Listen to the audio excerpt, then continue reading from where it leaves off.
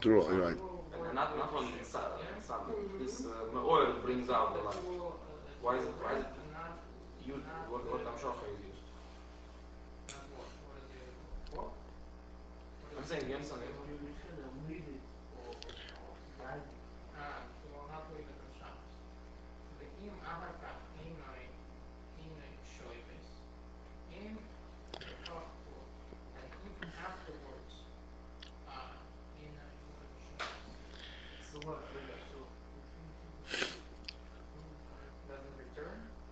Because the oil,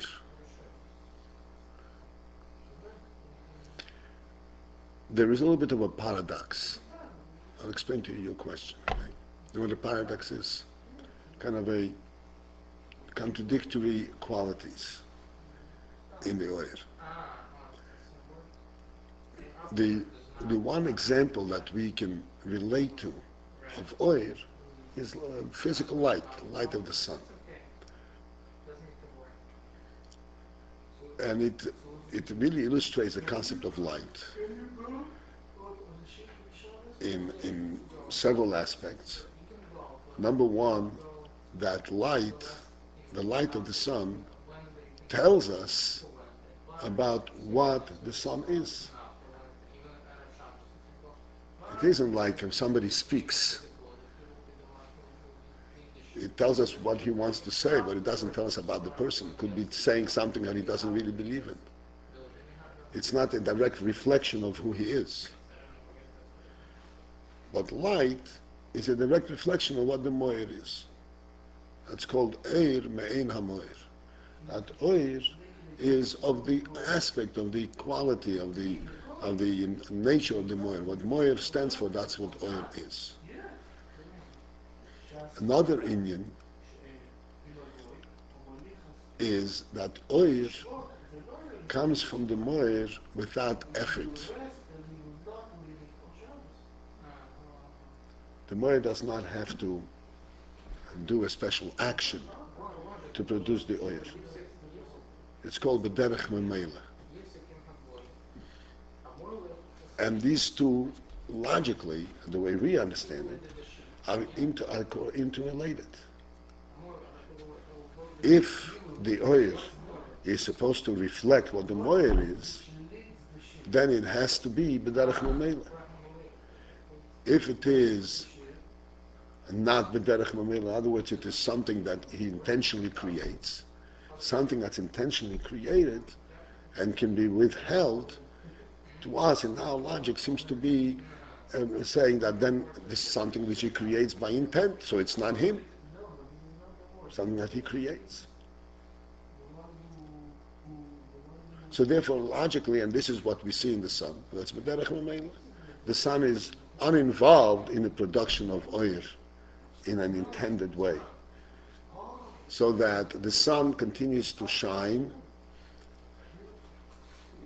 irrespective of what happens to its light, whether its light reaches its target or it doesn't reach its target. It just shines. And this is how we understand oil. But this is only a mashal on oil, because V'gashmius, this is the only way oil can be. But coming back to ruchnius, like in the nefesh, the nefesh of the person, also we say that there is oil ha-nefesh. The nefesh gives off oil. And there too, the oil of the nefesh is reflective of what the nefesh is. Like we always say, the oil ha-seichel is reflective of what the nefesh is. What kind of seichel does come from the nefesh? The type that reflects this nefesh. And on the other hand, and step back before we go to the other hand, and it's also true that the nefesh does not have to exert any special effort to produce this oil. It comes b'derech memela. There's no effort involved. The nefesh doesn't get tired, doesn't get activated or deactivated when he produces oil. But then, The third point, that it is completely b'derech mamela, which means that the nefesh has no interest on what happens to its oil, and it will reveal oil regardless, like the sun. That is not true. The nefesh will, the oil that the nefesh reveals is volitional, is by choice. The nefesh reveals oil only because it wants to reveal oil. It is what's called berotzon. It's not b'derech mamela. It's not inadvertent. The oil that nefesh reveals is the oil that it wants to reveal. This inyan, that it is both effortless and at the same time it is berotzon, which means the nefesh can withhold the oil. This, we don't have an example for, an illustration for that. We have various explanations of how we know that this is so and why this has to be so, but we do not have an explanation to be able to understand how that really works, because these two aspects seem to be contradictory.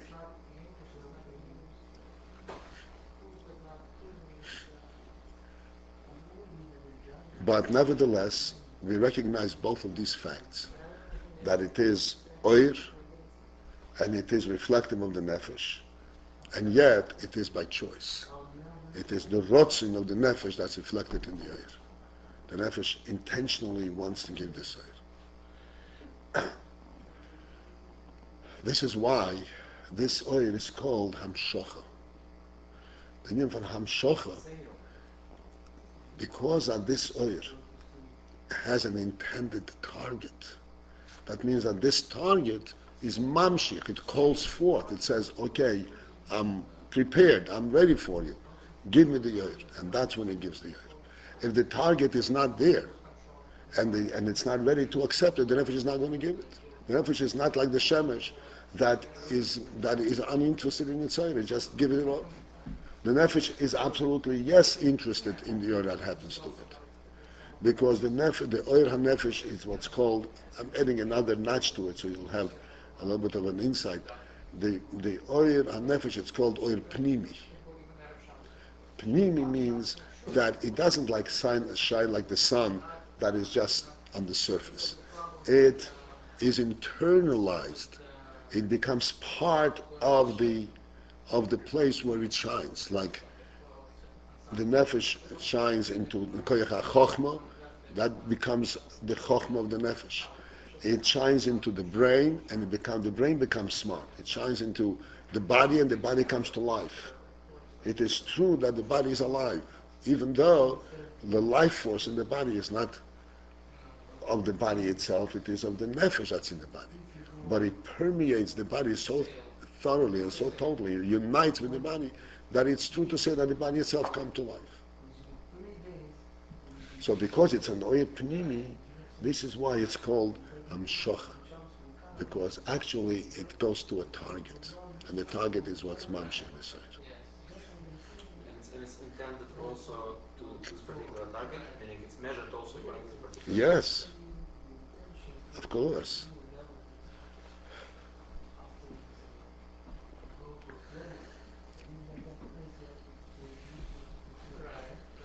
Okay.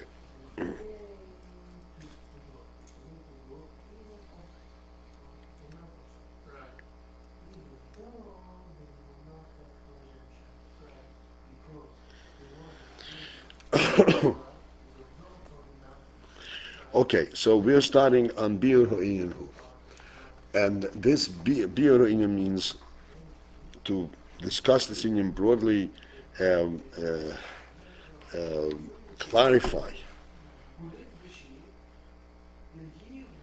this Inyan so we can have a handle on it, understand why and how come this is so. What does it mean? What we said till now. And what is it that we're going to be mevayer? What are we going to be mevayer? Bir Ha'inyan, which Inyan are we going to be mevayer? 1 second. Which Inyan are we going to be mevayer?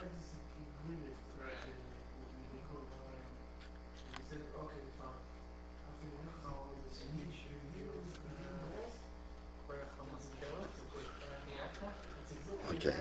How come speech, dibur, which is lower than machshava, and yet through dibur,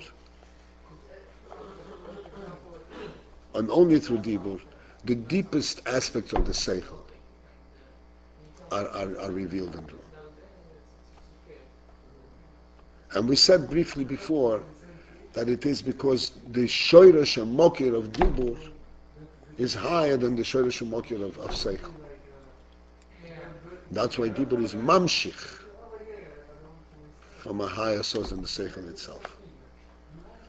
And we want to understand that. He's going to discuss it more broadly, that we should have a real understanding and a handle on this concept.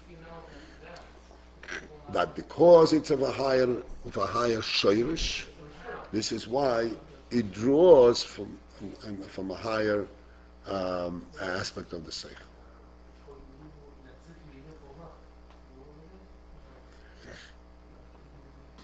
Didn't catch you off guard, did I?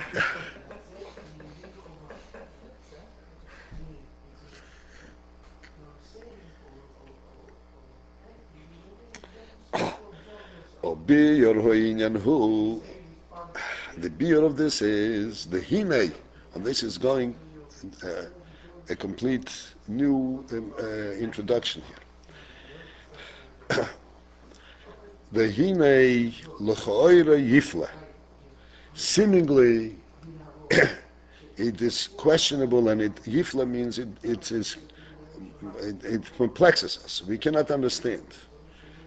What can it be understand? It's like a pella. Kol inyan hamshochas ha'oi viridosoi. The whole concept that you can take oir and be mamshach, that oir is nimshach, is drawn downwards, viridosoi. Ma sheyoire, the fact that the oir descends, ubo lehoyir, and it comes down to shine through and to illuminate and to become expressed bekelim ve'oisius, become expressed in kelim,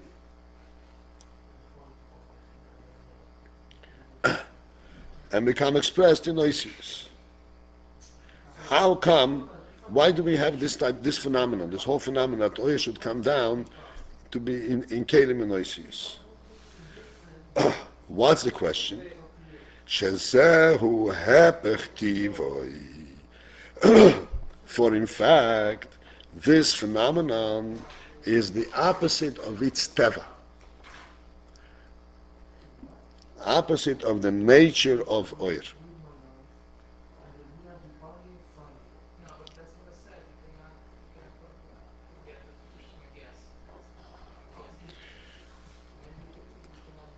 The teva ha'oir, since that the nature of oir hu la lois lamaila. The nature of oir is to rise upwards, ulehidoveg, and to connect, ulehikolel bimkoiroi, to be included and be part of its source.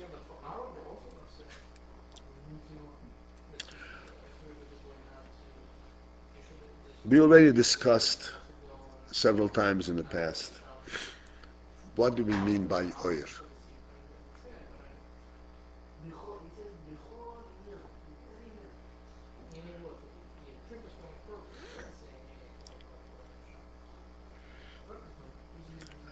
And here is where we actually need this understanding.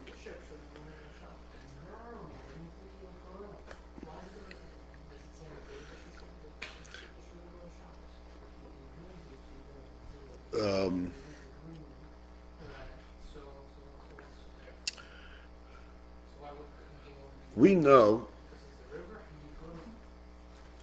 of oil, the oil that we know, as we said before, is light, sunlight. And the way we relate to sunlight is simply the function of light. It makes us able to see the things around us. But then we also have electric light, and we also have candlelight.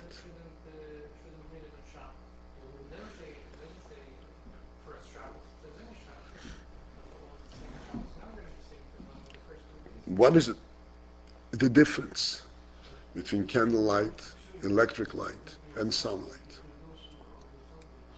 Or is there a difference?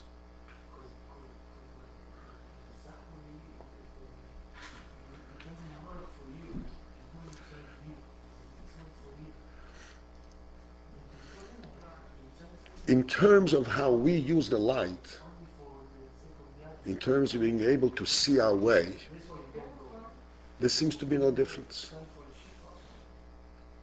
If sunlight is to be defined in a simple and narrow sense, that sunlight is, it makes us able to see the tree in front of us. A flashlight is also sun. It's a small sun. Because functionally it does the same.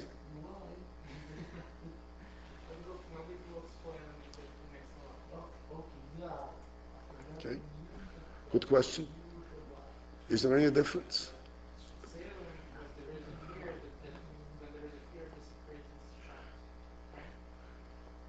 How do we mean to say, and he says over here, that the union of oil is that it goes back, it wants to go back to its source.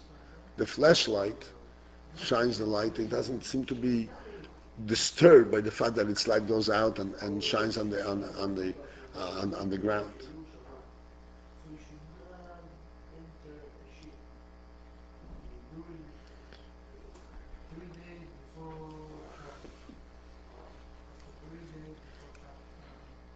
So, keeping true to our moshel that we're discussing, we have to recognize that even though that there is the function of light which can be duplicated, there's a function of sunlight which can be duplicated in electric light and the candle light and the flashlight.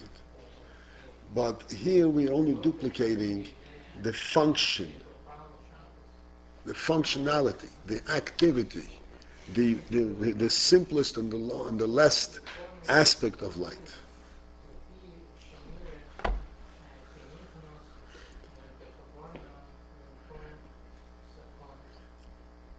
We said before, when we started, that one of the qualities of light, what qualifies something as light, that it reflects what the moed is.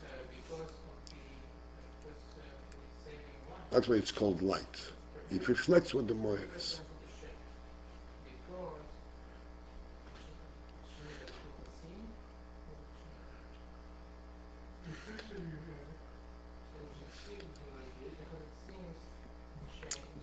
The functionality of light, functionality of sunlight.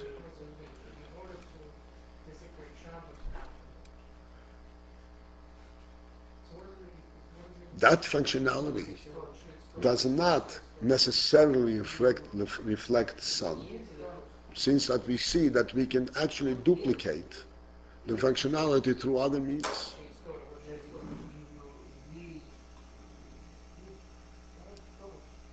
Right? So it's not sun per se. It is light. Whichever way you create the light, it's light. As we discussed many times, there is something else in the union of sunlight that makes it, that gives it the proper name and the proper reference that it is the light of the sun. What is the difference? Let me just examine carefully. What is the difference between, say, a candle and sunlight and sun?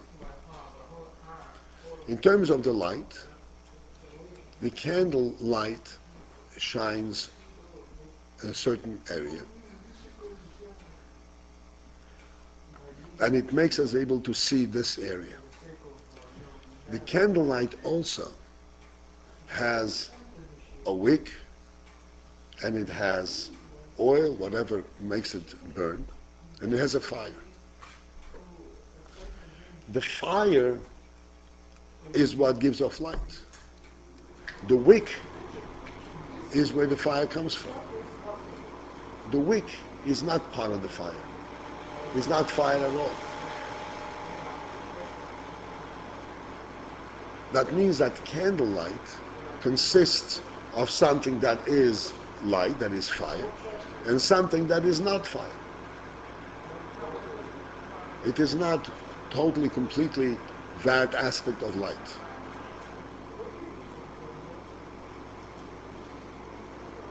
This is in contrast to the sun. The sun is fire or light through and through. That's the whole material of the sun.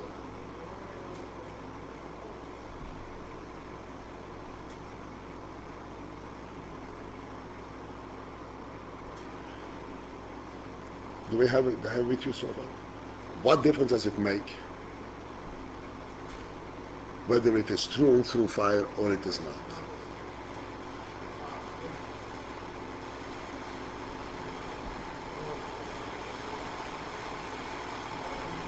The difference is that when it is a candle, which means, as we said, it's not through and through fire, it means that when you look at the candle, even the candle itself, even the fire of the candle, you recognize that there are two things there. There is that which is light and that which is not light. Which means that in the candle itself, light is not exclusively light. The light is not such that says that there is only existing light. There exists other things. It automatically allows for other things to exist.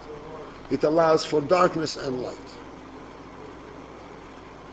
As a matter of fact, in the fire of the candle, the light of the candle, the fire, there are also different parts of the fire. There's what's called the dark light, the white fire, that's closer to the wick, that's consuming the wick, which is a hot fire, but it doesn't give off light. The one that's further away from the wick is not as hot, but it gives off light. So it's not through and through light. Because it is not through and through light, when this candle shines on a certain spot, we say that the candle has illuminated this place. But it did not transform it. It did not change it from night to day. It now has pushed away temporarily the darkness, and I can see the spot. But I can readily see that the darkness essentially is still there, which means the possibility of darkness still remains there. Because there isn't an entity that is light through and through. It is an entity that only has the functionality. You know what functionality means? The action. It is functionally capable of pushing away this darkness. But it did not, what we call, transform from light into darkness. So that the place where the candle is shining, we say it's lit up. We don't say that this place is day. It's not day. It's still night. But it shines through, it illuminates, we can see. So the candle only gives us this functionality that we can see even though it's dark. Even though it's essentially dark, even though it's essentially night, but we can still see. The sun has a totally different effect. Understanding the concept of sun, it seems that the sun is through and through light, doesn't have an aspect of darkness at all. So when the sun rises and the sun shines, then the The phenomenon the sun's presence is that now it is a different period. It's not that we can see. But darkness doesn't exist. It's daytime. The sun has completely eliminated darkness. Not just made us see a certain place.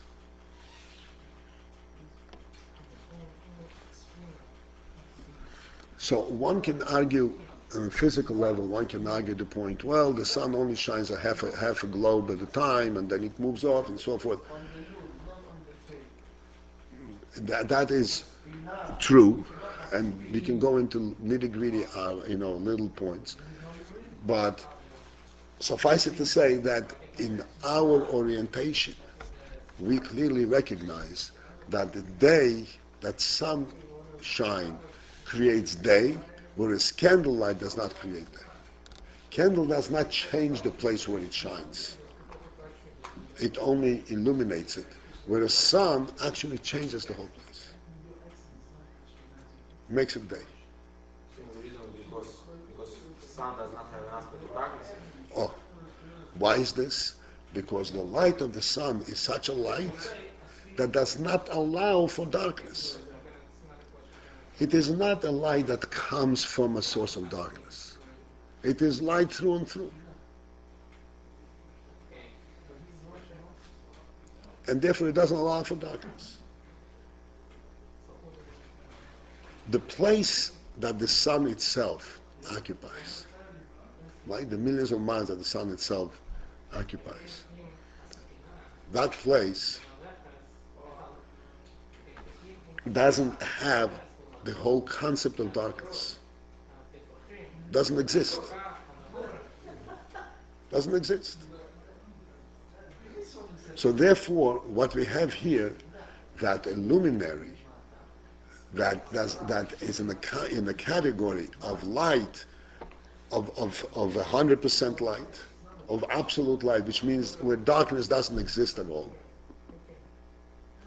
is now present in this world. What is, when we say that there is sunlight, and the light reflects what the sun is?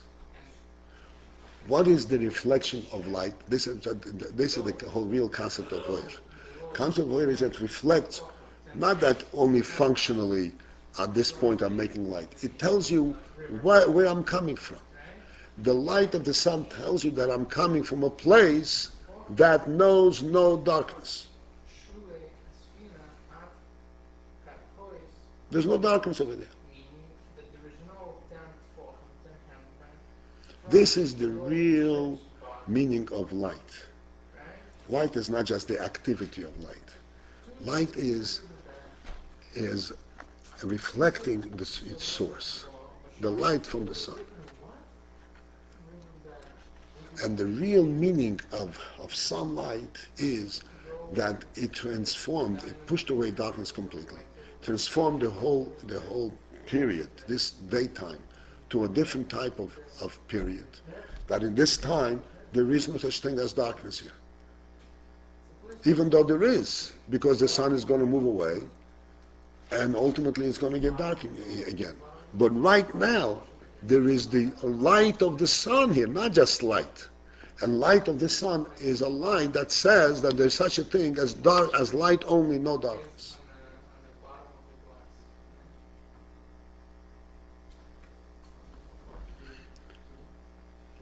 Can you think of this? Can you follow this?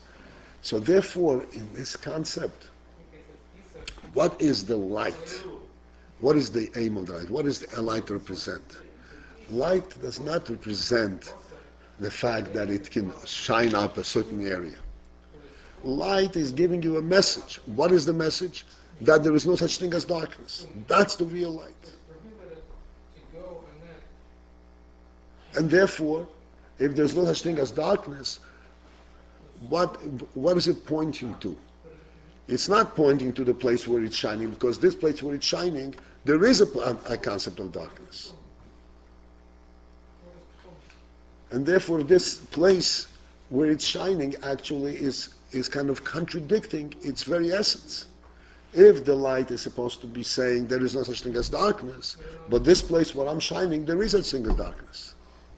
That means that what is the essence of the light? The essence of the light is saying, I don't care what you are. I'm connecting back to my source. I am reflecting my source. I'm not reflecting what you are. So it's cannot pnimi, it denies pnimi, yeah? It's no. Think about me for a moment. The light. I'm talking about this point that the teva hoyer is lawlessly to its source. Where is the teva hoyer lawless? Because only in the sun itself does this quality exist. That quality which the oil is trying to make to reflect. That there is only light. In this place where it's coming, it's not true. It's dark. So light doesn't really have a place over here. It's contradicting its very essence. The sunlight is saying, no, I'm coming from the sun, there is no such thing as darkness. And then it comes into this world, into the earth, where it's only darkness, essentially, without light.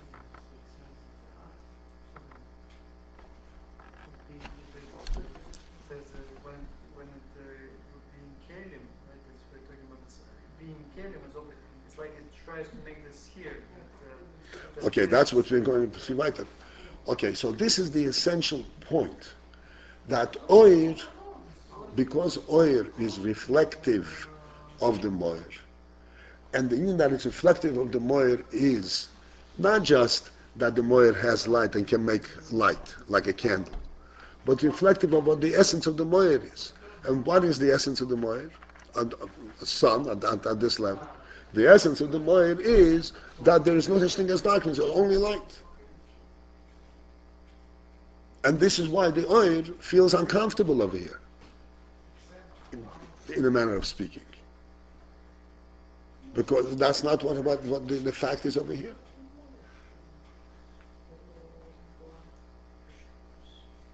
Okay? And this is a principle that's always said, that oil is lalois lidovig l'kolim b'mkoyre. The nature of oil is to be nichler b'mkoyre. Because what is the nature of oil? The nature of oil is to reflect and tell you what the mocker is. What kind of light am I? Where am I coming from? I'm not just light that makes things seen. I'm real light. I'm essential light. Essential light. I don't belong here. I belong in the mocker. The same thing, this particular concept we will understand even more clearly, right, actually, by speaking about the nefesh. In the nefesh, we have seichel. The nefesh gives off seichel and midos, which make a person feel and understand messages, so to speak, from the nefesh. But what is the nefesh itself? The nefesh itself is higher than all of these things. The nefesh itself is what's called chai be'etzem. It is the essence, it's a living essence. Not like the goof that is not a living essence, but you make it alive by bringing life to it. Like you make the light because you bring light to it. Like in the same thing as light. But the chayus, the goof, is not alive in and of itself. You make it alive because you bring life to it.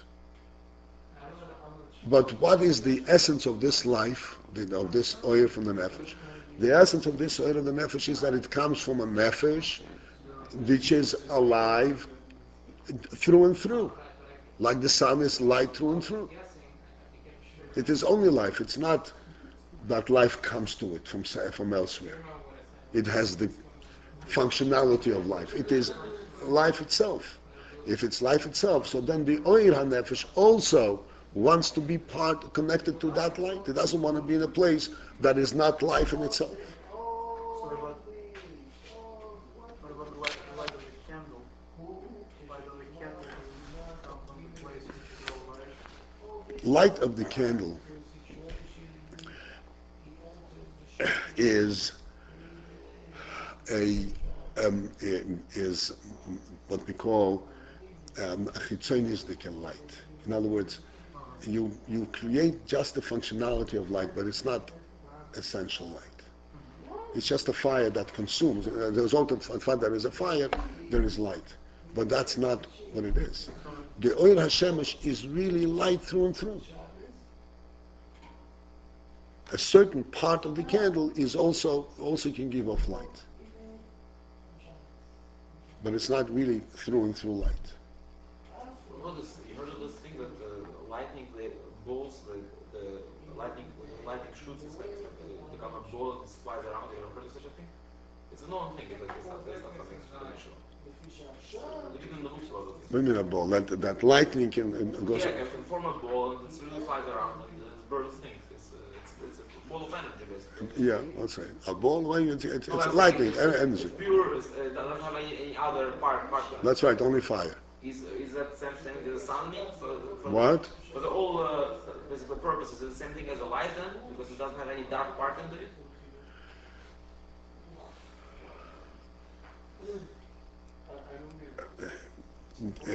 Yes, except it's not. Yes, it is. It doesn't have any dark part in it. But on the other hand, it is also not an essence. In other words, it's energy. It's a temporary, through temporary activity that it comes into being. Right. It's not an essence, an entity of light. Okay. The sun is really an entity of light. It's an entity. Oh, okay, I got it.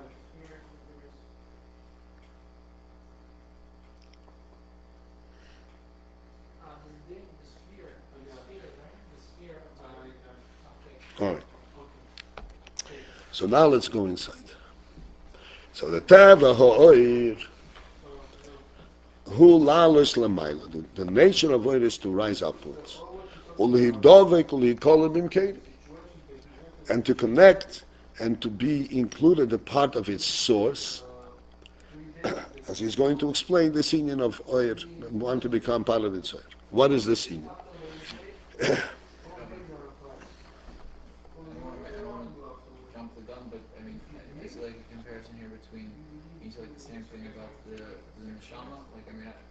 Talked a lot of this about how the neshama wants to constantly go back to its source. The oir hanefesh. Yeah. I want to clear. No, how the nefesh. No, I'm talking about the oir hanefesh. I understand that, but I'm saying just like here, talking about the teva of or. You can. I mean, it seems very similar to how it says that the neshama Yisrael, like they're constantly like fire wants to go back to the source of fire. It's like a similar thing, or it's. Yeah, but it's on a different level than one I'm discussing. You can sometimes use the same terminology, and it's true at many different levels. But you have to go into the details and recognize that there is difference in terms of the actual significance of it.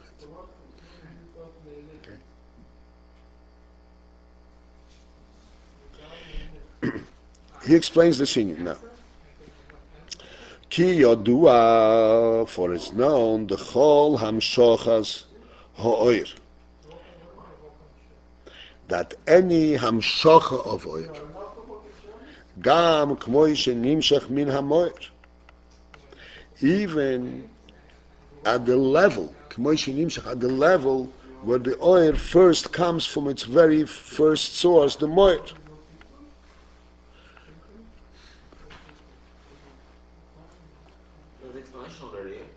Yeah, this is an explanation of this what question. We said before, huh? This question at last, right? Of the question.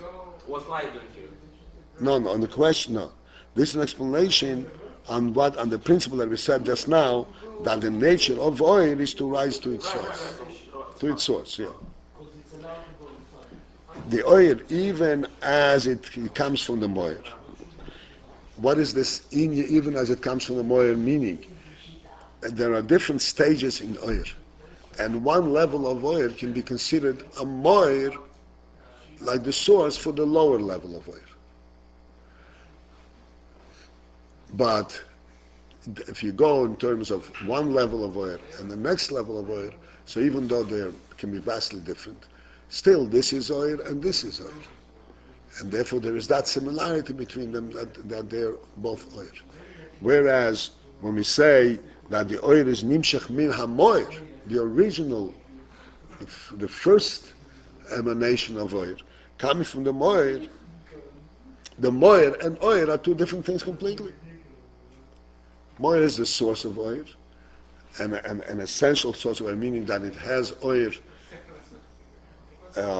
unlimited from its own essence. It creates oil from its own essence. And this oil comes from this moir. So even at this level, where oil is nimshach min hamoir, hu bivchinas gilui hahel. The oil has the quality that it's gilui hahelem. What is oil? It reveals that which is contained in the moir. In the moir, the inyan of oil is behelem, because moir itself is of a different quality, but it contains the inyan of oil, and oil is the gilui of that helem. It reveals it. Why gum? Huh? Why gum? I'm sorry, what? Gum. Gum k'moish nimshach. Oh, that's what I said. Gam k'moish nimshach min hamoir. Even as it's nimshach from the moir. Even though the moir is a totally different thing than oil, totally different quality and different madrega. Nevertheless, the oil is the aspect of the oil is contained in some sense, in some hidden way, in the moir itself. Gum, even after meaning, or even after it's already got out of the oil, it's... No. Even though we're saying that this oil comes from a moir, and moir and oil are not at all in the same madrega. Still, the oil has a root in the moir itself.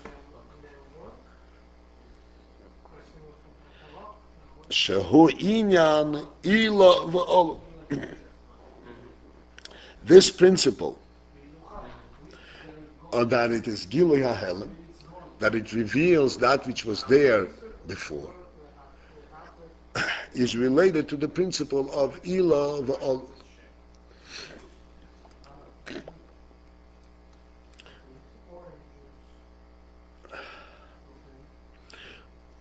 What is ila v'olu? To what extent have you had exposure to ila v'olu? Last time you mentioned. Huh? Last time you mentioned. Yeah, well, last time we just started. Huh? Yeah, well, cause and effect. What is the meaning of cause and effect? Ila v'olu.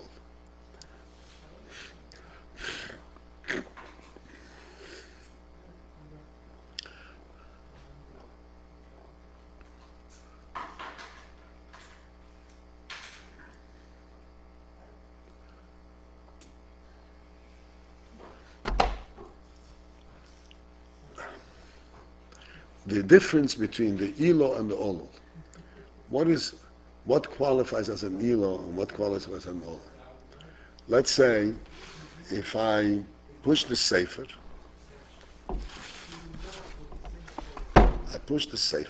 and as a result, this sefer moved. So this sefer caused this sefer to move. Would you say that this qualifies as being ilo v'olu? The movement. What? The movement is the effect from. I mean, it's the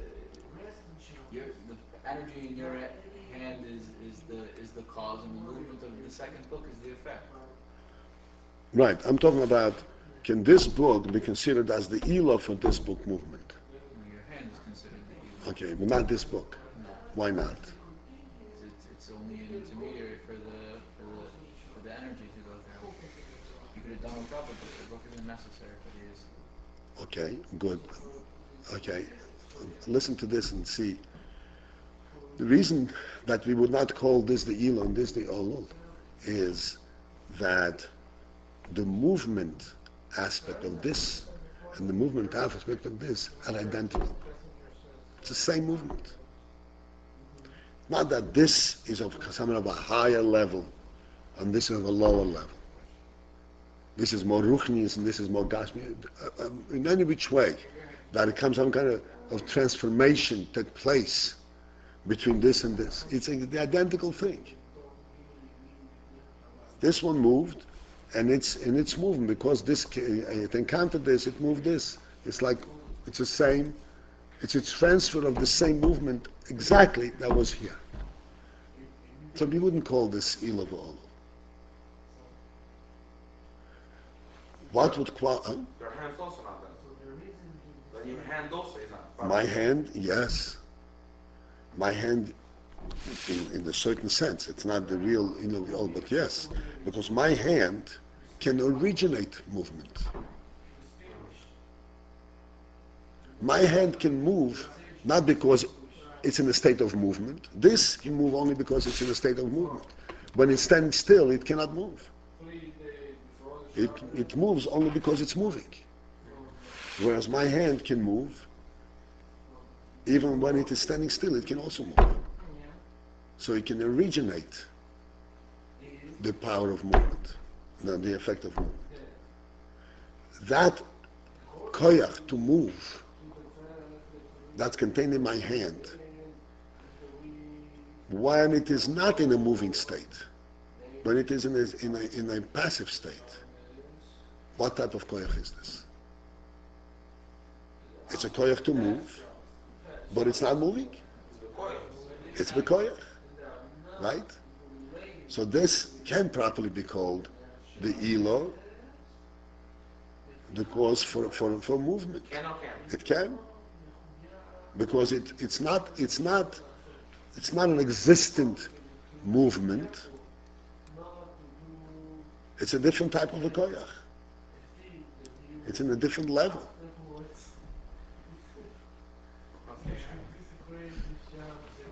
Okay, let's go back to this. Is this a yila for this movement? This movement it will be called an yila for this movement. I didn't understand the finish. I don't. One second. What? That's what you're saying. I don't understand what you're saying. Okay, so let's start from the beginning. Okay. I'm starting from the beginning. When I push this, can I call this the movement of this sefer as the elo for the movement of this sefer? Yeah. You could. Yeah. Okay. But all of your colleagues don't agree with you. Because you explained differently. No, even before I explained it. Oh. They said, no, it doesn't sound right. Okay. So Yeshua says the reason is because this didn't initiate the movement. It is my hand that initiated it. So therefore this is like an intermediary to transfer the power of my hand to this. So this is not the real cause. The real cause is my hand. And I took this and I actually elaborated on this a little deeper, and I said, no, that's not the real reason. The real reason why we don't call this the elo for this is that the movement of this sefer and the movement of this sefer are identical movements. It isn't that this sefer contains the power of movement at a different level, in a more essential level, and as like a source for this. Okay,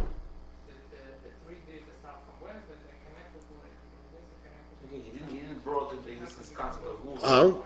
He didn't create concept. The sefer didn't create concept of movement or new movement, but it caused this sefer to move. Yeah, but it's not called. But this movement. Well, Mamash made it move. But the movement, yes, the move. That's right. Mamash made it move, but not that this made it move. It's in fact that it's moving. It made it move. This did not bring the movement. The fact that it's movement. Now the fact that I'm moving, this is why it made it move. It isn't that this has the power of movement in some essential state, that it can initiate movement and transfer it to this. So, the Ilav Olu, the concept of Ilav Olu means that this is a cause. Cause effect means that the cause, the Ilo, the source, has the essence of movement on a different level. It has it on a more higher and essential level. That's why it's called the cause for the movement. Otherwise, this movement, the fact that this moves is inadvertent. This was moving, and it found this in its way, so it started to move. It didn't create the aspect of movement in it. It didn't. There's no difference in terms of madrig, in terms of level, in terms of concept of movement. The movement of this sefer and movement of this sefer are identical. They mean exactly the same thing. Il of all means that one is the cause and one is the effect. That means that they're in different levels. They have different. The whole concept is initiated by the cause. That's right. Well, that's what the cause means. Yeah? The cause means that it initiates. Like I said, that the koyach in the hand, the koyach to move, exists not because the hand is moving right now. Even when the hand is not moving, it still is able to move. So the koyach of movement in the hand is at a different level, not on a factual level that it's moving, but it can create movement. Okay, it's inventive concept. It's brought new concept of movement, of moving in this chain. Well, yes, but it on the one hand it's like a new concept. On the other hand, there is in the hand the power to move before. But the power to move in the hand is at a different level than the power to move in the book. In the book it is only on the factual fact of movement. And in the hand it exists in an essential state. That it can make the movement, create the movement. Understand? This one it moves only when it's actually moving. When it's standing still, we don't say it has the power to move. It doesn't have the power to move. Even though at any time if you push it, it'll move. But it doesn't. We don't say that there is a hidden power in the book to move.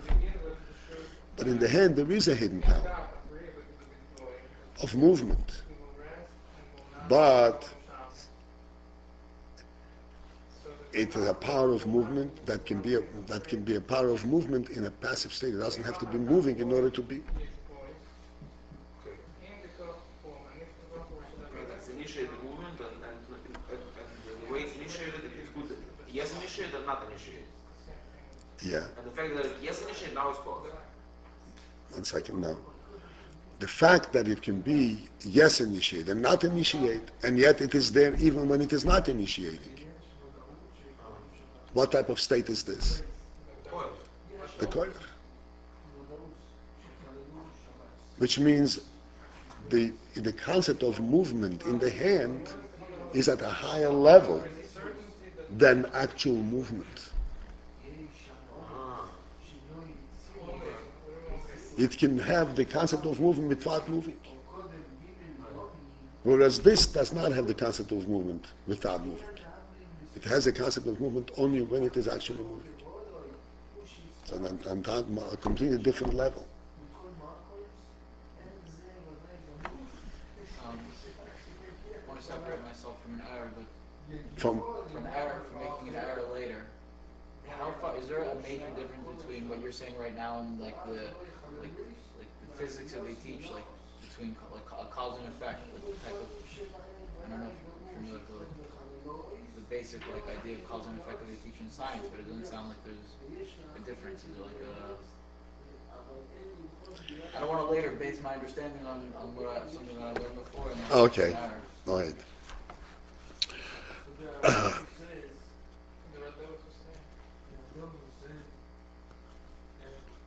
in general,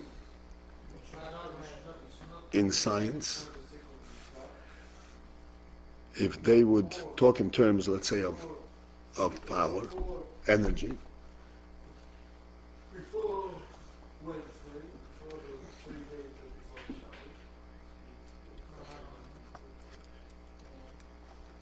the the um,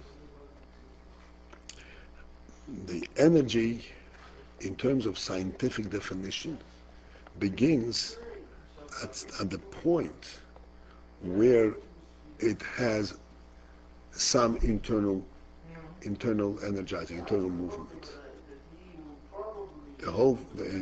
If it, as long as it does not have internal movement, it is not a cause. It's a cause when you can correlate. You say, okay, here it is. Okay.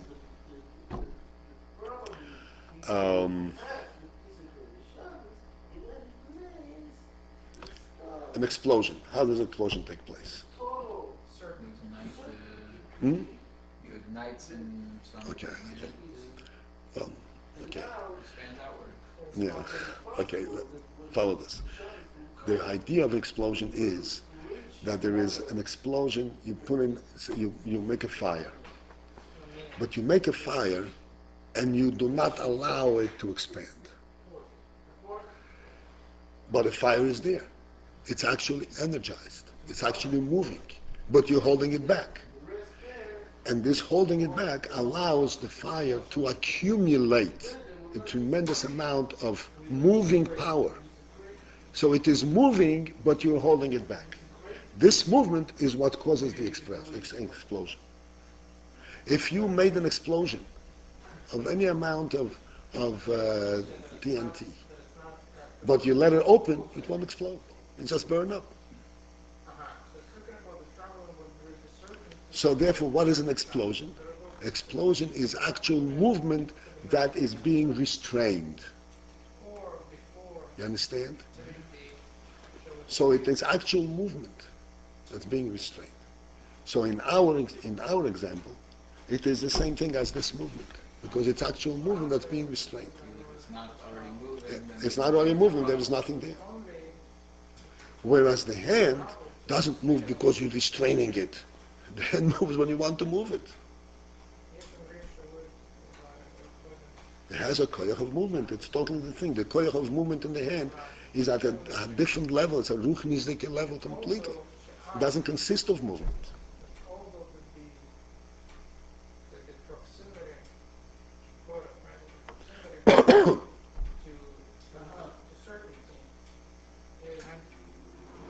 Okay? You understand that?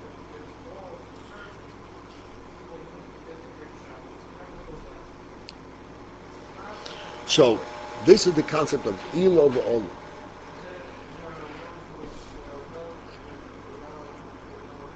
Ilo v'olu means that there is a real source for the ilo. For the real source is this ilo, this koyach. That is the real meaning of it. And then from this comes the ol. That's called ilo v'olu.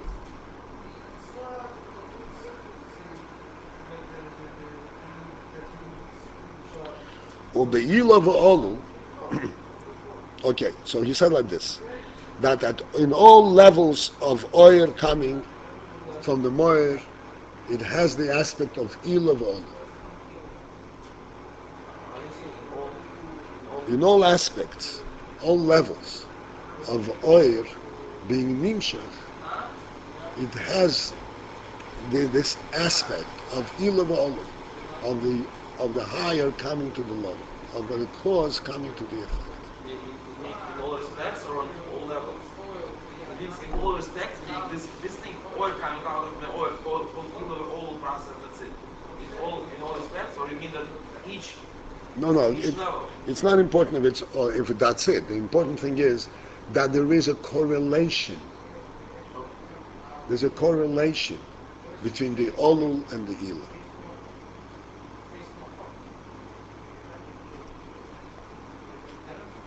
That's why it's called Gilui HaHelam. Okay, like I said before, like if the hand moves, the movement of the hand was contained previously in the hand in a passive state, and then it moves. The movement is a reflection, is a gilui of the koyach that was contained in the hand before.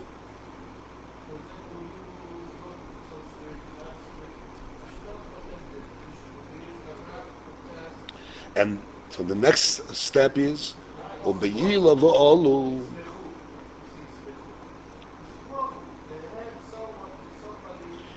In the case of Ila v'olu, Teva ha'olu, the nature of the olu is lehidovek be'ilosai. It is to stay connected to its ilo, to its cause. The teva ha'olu is to be connected to its cause, to its source.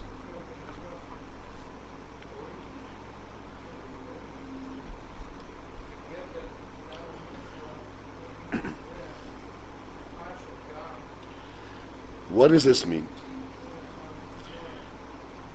Okay, this is now explaining what we started saying before, that the oil should by nature want to be part and included in its source.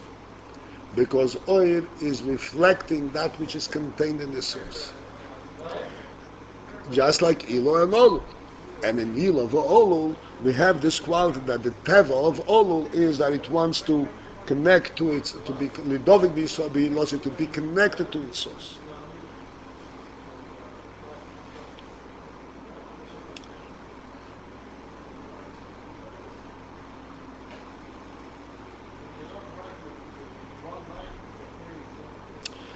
Why is this that Ilav Olu wants to be connected to and be dovik to its source? Kikol Ilav Olu hu be'erech zelozeh. Because Ilav Olu have a certain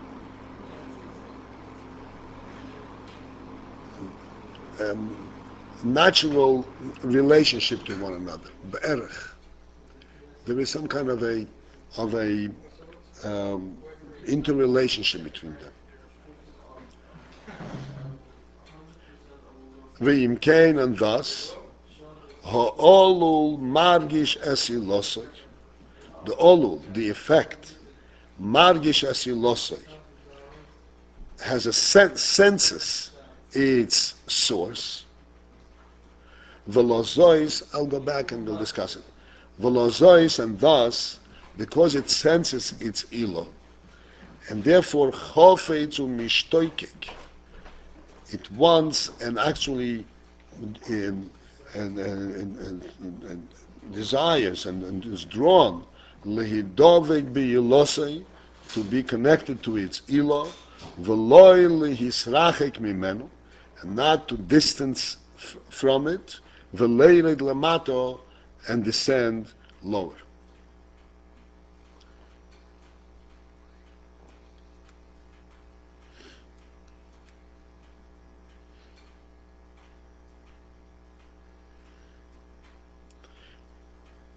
So we have to now examine and understand the various terms that are used here.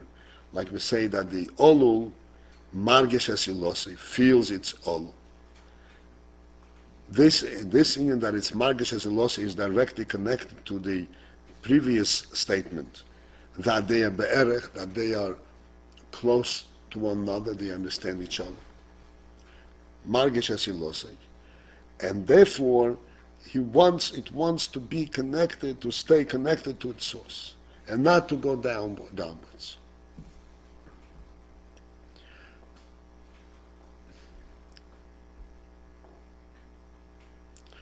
All right. Our time doesn't allow to go because we need a little time for this.